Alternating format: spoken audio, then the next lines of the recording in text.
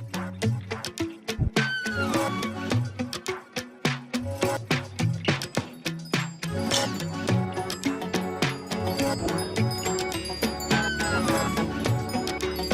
looks so magnificent. Yeah, Right we on are Carlton Hill. Oh my Carlton Hill. God. Second.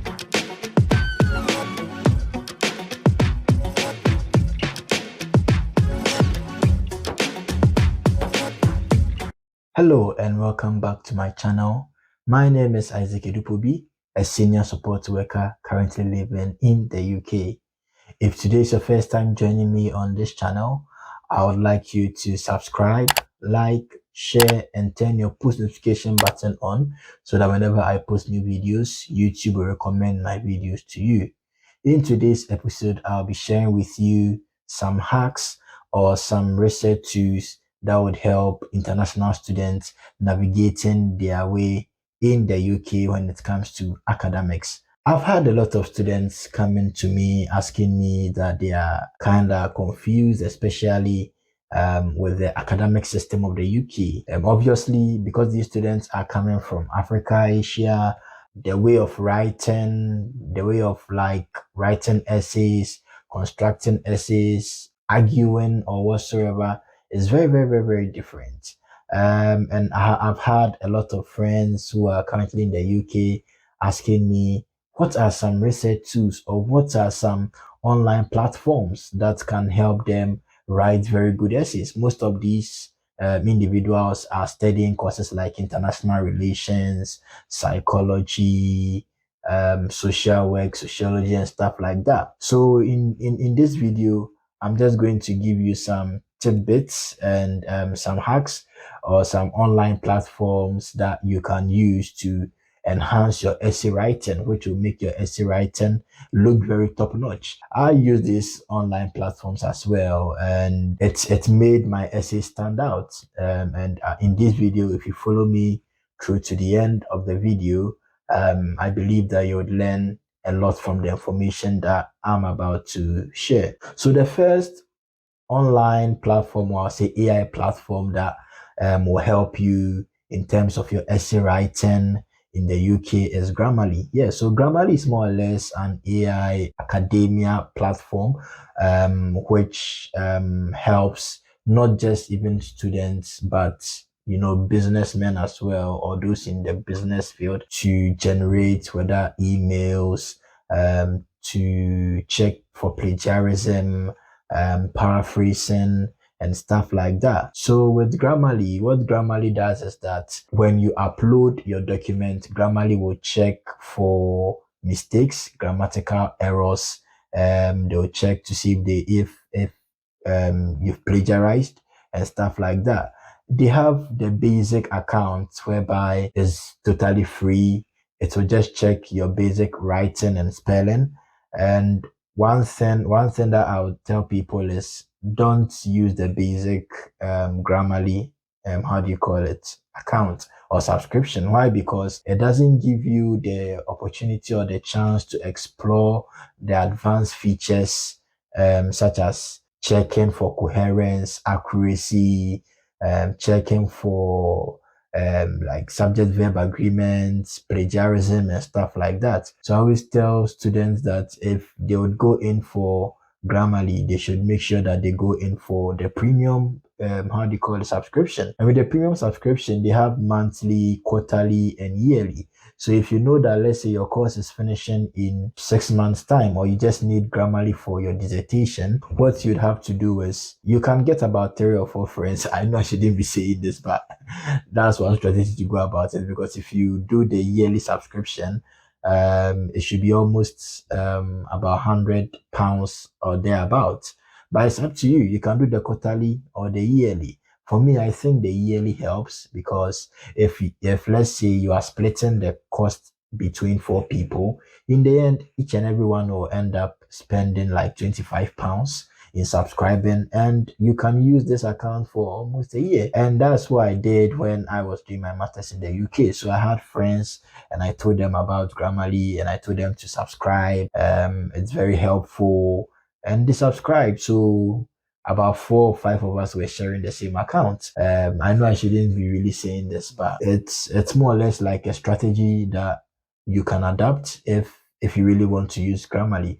One thing I like about Grammarly is that if you subscribe to the premium subscription, if you do the premium subscription, it gives you the opportunity to even upload documents which has a word count of about 14,000 or whatsoever, and it will check for grammatical errors, coherence, accuracy, and it gives you the opportunity to sieve through what you actually want to do. So let's say if your write-up is for an academic community, it will ask you questions like, who is your audience? If your audience are those in academia, you can sieve through it and just click on academia. It will also ask you whether the essay that you are writing is more or less argumentative, or you are seeking to relay an information or describe something, or you are trying to do an explorative writing, or you are trying to debate. So what you select, what the AI now does is that it will more or less change the tonation of your writing to fit in an argumentative essay, or if it's meant to convince, it will now make it appear as though it's being very, very convincing and stuff like that. So that's one thing about Grammarly. Grammarly also has a feature that allows you to check for plagiarism. So if, let's say, you write your dissertation and you put it onto the platform, what it does is that it checks your plagiarism percentage. But I would, however, advise that do not depend on the plagiarism checker on Grammarly alone. Like, do not depend solely on it. Why am I saying it? Sometimes it might not give you probably the accurate, how do you call it, plagiarism percentage or what have you. So if you really want your writing to be top notch, if you really want to write very, very good essays as an international student, then I would advise you to subscribe to Grammarly. So that is it for Grammarly. Now, the next academia online AI platform that I would entreat international students to subscribe is QuillBot. So QuillBot is spelled QuillBot. So QuillBot is more or less an AI, artificial intelligence online platform that helps you to it helps you to check your grammar. It helps in summarizing whatever you are writing, whether it's a sentence or whatsoever. It helps in paraphrasing. It helps in checking for plagiarism and stuff like that. In the UK and other parts of the world, plagiarism is something that is not taken for granted. You can't take it for granted, because lecturers will check for plagiarism. And one thing that mostly flags up when you are writing your essays has to do with the paraphrasing, because you'd have to paraphrase in such a way that you are communicating, or you are peering out your ideas, or you are communicating your ideas in such a way that they are original to yourself. So you shouldn't actually take something from the original author of that sentence without paraphrasing it. So what QuillBot does is, if, let's say, you copy a sentence and you put it in QuillBot, there are a lot of features. It will ask you whether you want it to be simple, academic, or whatsoever, whether you want it to be shortened, expand, creative. So based on the feature that you select, you just click on the enter button, and then it will paraphrase or summarize your sentence for you. So what you now have to do is just to copy, go to your Word and paste, and continue your essay. So what QuillBot does is it helps you to summarize, or let me say paraphrase, your essay. And it helps to save a lot of time, because just imagine you've been given 3 or 4 assignments, and then you are being told to write about 3,000 words or 4,000 words, like for, let's say, 100 marks or 70 marks or whatsoever. How much time have you got on your hand to be able to do all this? And let's say the deadline is in, let's say, a week's time. So if you have QuillBot and you've read your article, if you know the sections that you want to use, you just copy. If you don't have time to be paraphrasing, or let's say you work part-time and you are schooling and work is taking a toll on you and it's becoming too much, just read your article, copy the part that you want to use, go to QuillBot, and then just paraphrase using QuillBot. So QuillBot also has a basic account, which is more or less free, but it doesn't make you enjoy the app. Why? Because there are a lot of features that you wouldn't enjoy. But if you subscribe to QuillBot, you'd be able to check for plagiarism, summarizes your essays, it looks at your writing, it corrects it for you, grammatical errors, subject verb agreement, word construction, your conjugation, when to use the first person, the second person, or the third person. Like it makes life easier. So I would entreat you to, if you are planning on using QuillBot, you can go for, let's say, the 6 months subscription or the yearly subscription. If you've got like 5 or 6 friends of yours in your class who would want to share the cost, you just split it among the 6 of you. So if, let's say, it's £100, for instance, for a year, and you guys are five, just divide 5 by 100, which means everyone will be paying about, let me see, either £25 or whatsoever. Yeah, so QuillBot is also another tool or online tool that I would entreat international students to have a look at, especially those whose course is solely focused on essay writing. If it's your dissertation, it allows you to upload about 14,000 words. There's no limit, especially if you subscribe to the how do you call it, the premium account. That's, let's say, a yearly or a 6 monthly or whatsoever subscription. So QuillBot is also a tool that I would entreat international students to have a look at, which will help them in writing top-notch essays. That's like, you can easily get your distinction in the essay. Trust me, I know what I'm talking about. Now, the next thing that I would like to talk about with respect to research tools that will help international students is connected papers. So connected papers is also a tool or a platform that I would recommend for international students in the UK. Why am I saying that? So connected papers is more or less, it works in such a way that you are able to key in a topic that you want to explore or research on.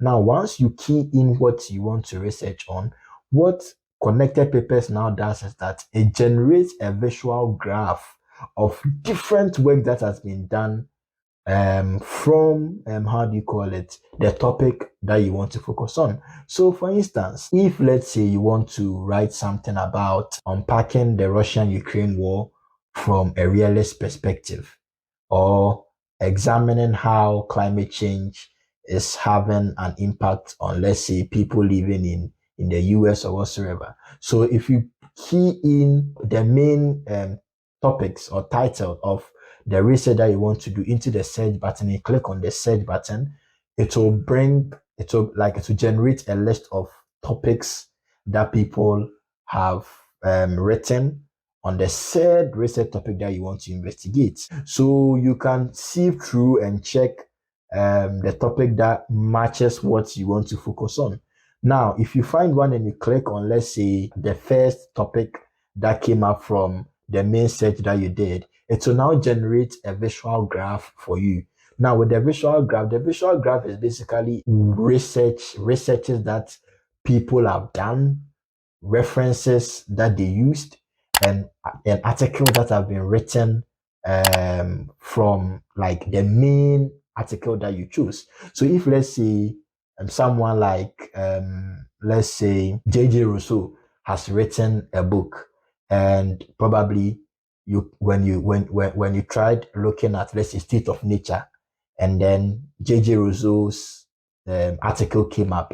Now, when you click on J.J. Rousseau's article, J.J. Rousseau's article will now generate a list of articles, scholarly works that has been done around the state of nature. So you now have to select each of the visual graphs that have been generated to look at the titles of the academic works that J.J. Rousseau used in his write-up. So what you now do is, if you now find what you are looking for, you now click on that article, and then it will send you to a different page that you'll be able to download or read the article. It really helps in, in finding literature, because mostly what researchers are looking, or what your lecturers will be looking for, is to make sure that you have like a lot of literature to back your arguments. That's how like things are done in the UK, especially in the academic discourse community.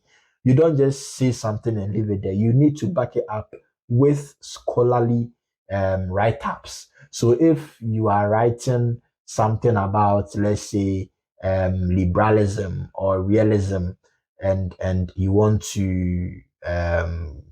literature, there are a lot of realists or liberal scholars that you can quote. There is no way that you would write something about realism and not quote like some main proponents of the realist school of thought. It is impossible.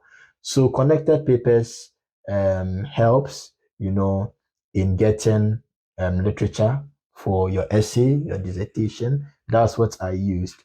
And trust me, it's something that you can have a look at. Now, the next research tool or tool that will help you as an international student to make like your essay look very excellent or excellent is Google Scholar. So Google Scholar is also another platform. I know Google Scholar is very popular because that's what most of us use. So Google Scholar is also another platform that you can use if you are looking for articles, if you are looking for scholarly write-ups or whatsoever. Google Scholar is a place to go to. So if you have any topic in mind, you just go to the search button, search for whatever you are researching on, and then a list of scholars will come up and articles that they've written will come up. You are at liberty to just click on any of these articles, read, and gain information. And one thing I would also say is, instead of wasting your time reading the whole article, I would say that just read the abstract. So every article has an abstract. An abstract is more or less like a summary of what the article is about, the research method that the scholar used, the arguments of the scholar, and the recommendation that the scholar is given. So every academic work has an article, has an abstract, whether dissertation, whether you're publishing a book or whatsoever, there's an abstract.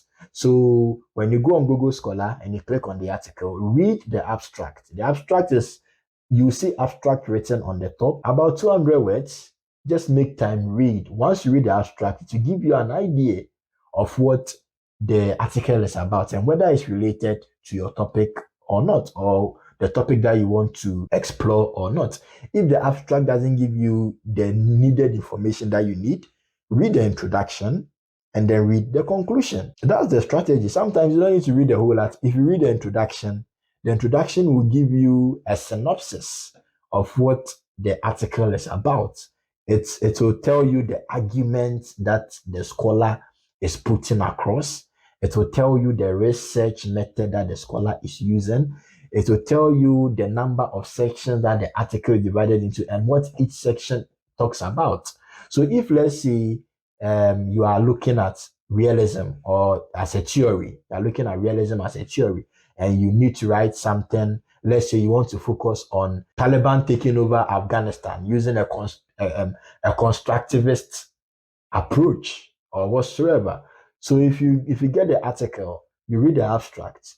If, let's say, that article is talking about constructivism, but it's talking about it in the second section, the introduction will make mention of it that the second section of this essay will be exploring the theory of constructivism. So if you now need more literature on constructivism, you now just go straight to the second section of the article. Then you focus on constructivism, read, get your literature, and use it in your write-up. So that is one strategy that you can also use. Now, one thing I like about Google Scholar is, it shows you the different citations that has been used in your dissertation, or in the article. So if, let's say, you type something or you are trying to look for, let's say, climate change in the US, and a lot of articles come up, If you click on the if you click on the article, there's a section that says site.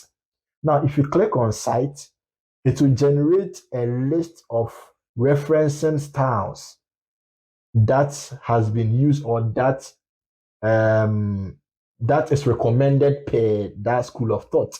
So if let's say your school accepts only Harvard referencing style, if you click on site, you see there's Harvard referencing style there, there's Chicago there, there's MLE, there's APA. So they are all the referencing how do you call it, citation styles at that session. So if you click on this on the site, it will generate all the referencing styles for you. So now, if you are now referencing or if you are now generating your bibliography, what you now do is, if your school uses Harvard, you click on site, you see how it was cited using the Harvard style. You just copy it, come to your bibliography, and paste it. Simple as ABC.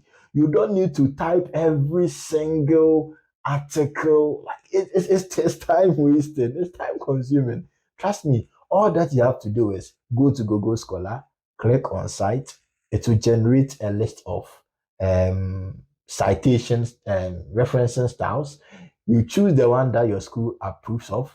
You copy, paste under bibliography, and you are good to go. So you don't need to now waste your time and be typing almost every single referencing material that you used. It's same as in-text citation.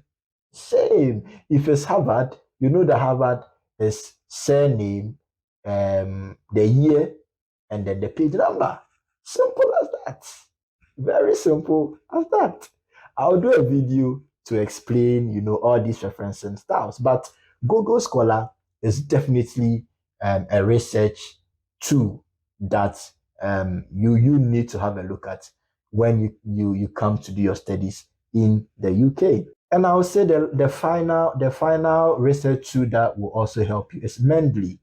So Mendeley is spelled Mendeley. So Mendeley is also a research tool that helps students, or that will help you as a researcher in your write-ups and what have you. And one thing about Mendeley is that if you key in your referencing style or the citation that you want to use for your write-up or whatsoever, once you are done, Mendeley will